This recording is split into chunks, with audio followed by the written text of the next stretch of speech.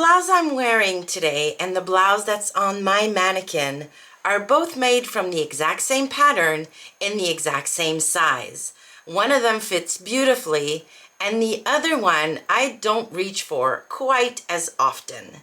And the difference between the two is a very small and easy adjustment to make. And that's what I'm going to talk about today. Hi, if you're new here, my name is Izzy, and on this channel, I just love to share what I'm learning. And in today's video, we're gonna talk about something that honestly took me a while to learn and figure out when I first started sewing garments. And from time to time, I still forget about. So see the blouse I'm wearing. I absolutely love it. I love the fabric. I love the pattern. But there's a small thing that annoys me about it, which means I don't reach for it as often as I would like to. This is the Vernon Shirt by Cashmerette. If you've been on the channel for a while, you'll know how much I love that pattern. I've made it multiple times now. This was my first or second iteration of the pattern, and in this video we are going to adjust my Vernon Shirt pattern so that the dart is in the right place. So let's get into why you would want to do that. Before we get into the actual demonstration of how I lower bust darts on a pattern or a darted bodice pattern, let's talk about why it matters to me. So a dart or a bust dart is not a decorative element on a pattern. It actually serves a purpose. It has a meaning to it, if you will. The bust dart, so let me use a pattern that is not the Vernon Shirt, but a pattern that I just printed that happens to have a dart. So the dart is over here. So when it's sewn closed, it basically forms a bubble where the fabric is released right at the tip of the dart.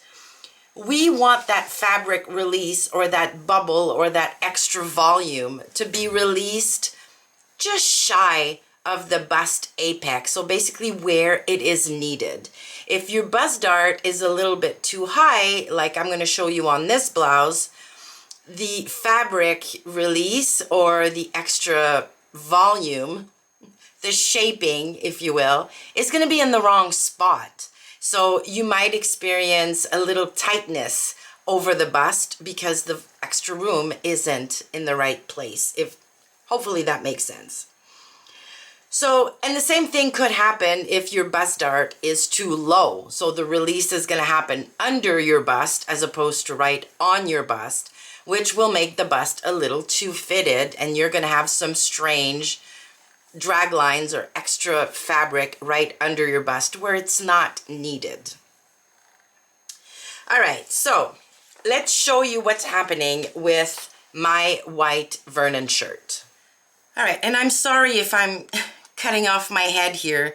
I figure it's just going to be easier to show you on a garment I'm actually wearing. So here's my bust dart right here on the side, and it's kind of practical that this is a white fabric that is a little bit sheer, so you can actually see my bust dart here. It is pointing way too high, about an inch too high. My bust apex is right here. My bust dart is ending right about here. What's happening is that because my dart is too high, you are seeing these lines here, which means I have a little bit too much fabric right above the bust. There's a little bit of snugness. You can even tell my buttons are gaping a tiny bit, even though from a measurement perspective, this should be fitting just fine. There's a little bit of gaping, which means the area here is a little bit snug, and it just distorts how the garment hangs on my body. The shoulders are perfect. The circumference of the garment is very good. It is not hanging up or clinging to anything. Like from a fit perspective or width measurements, this blouse is just fine. But the added volume or shaping done by the dart is just in the wrong place. So we will fix that on my pattern front, and we're now going to go over to the cutting table so I can show you how I do this. Again, there may be other ways to do this. This is how I learned it. It's probably one of the easiest adjustments you'll ever make. Oh, and a note about that. Lowering or raising the buzz dart is a length adjustment, and you should do that before you do any width adjustments. So keep that in mind. You take care of making sure all the landmarks are landing in the right place on your body from a length perspective before you take care of any other adjustments. All right, now that that's said, let's go over to the cutting table. Okay, so the pattern piece we need to do this is just the front. We're going to be moving the dart down. So you only need this piece. No other piece should be affected by this change. In my experience, no other piece needs to be adjusted. But yeah, so the really easy way that I found to do this is the following. So the first thing I do is I take a ruler and I mark a box, basically, around the dart. So I try to make my box as, straight as possible with 90-degree angles and all of that good stuff.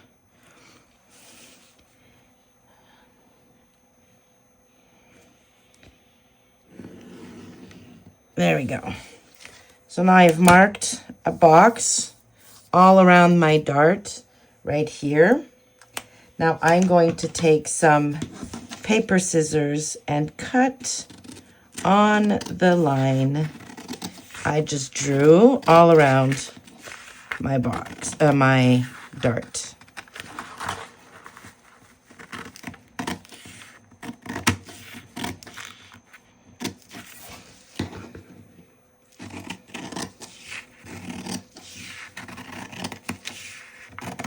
Okay. So now I'm going to take this whole thing and just slide it down 1 inch. Super easy.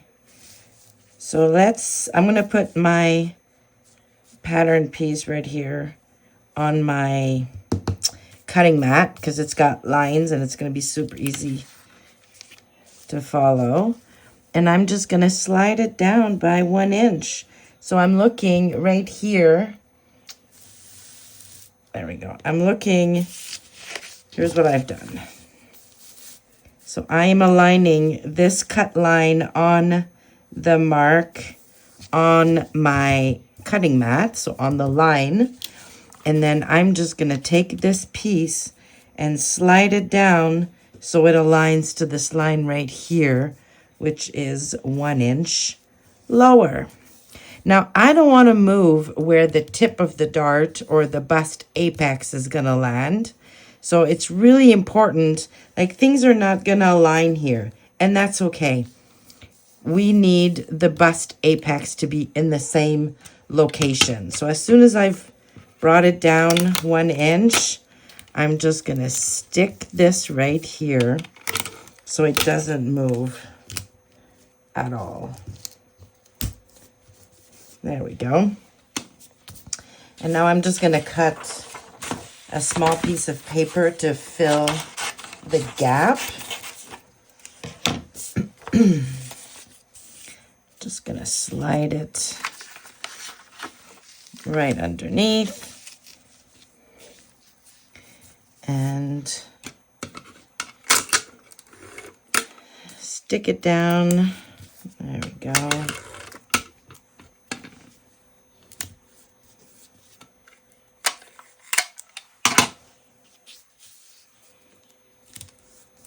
Okay.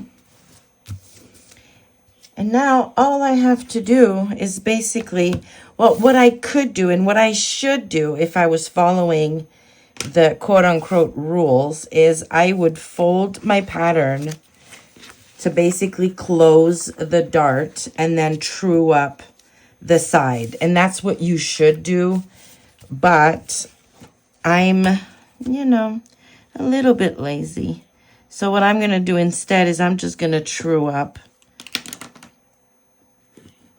with my ruler like this.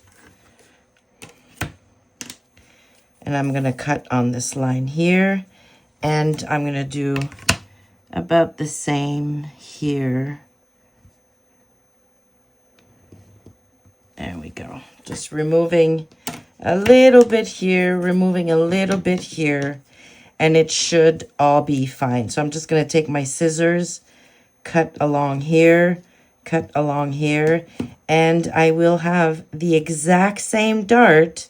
The dart is exactly the same size. It's at exactly the same width measurement, I guess, but it's just 1 inch lower. And yeah, that's how I very quick and dirty lower my darts. And there you go. It's really as simple as that, not complicated at all. The most important thing for you to know before you make the adjustment is just by how much the dart needs to be lowered or raised. And then, yeah, just draw that square, cut into it, and move your dart around up or down. There you go. All right, so you saw me with the blouse or with the white Vernon on, and I showed you where the dart was ending. This is the new Vernon shirt I made from the adjusted pattern. Obviously, that clip that you just saw was filmed about a week or two ago because I've now made a new blouse from that pattern.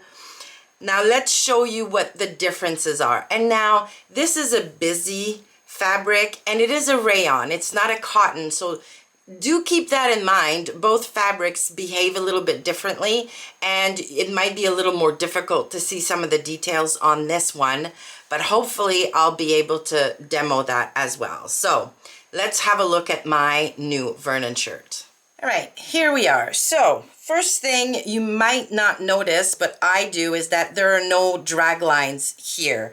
This blouse is almost flush with my upper bust in this area. There's not a whole lot of fabric up here, and there are no lines or drag lines coming from my shoulder to my bust apex. So that's the first thing that you might be able to notice.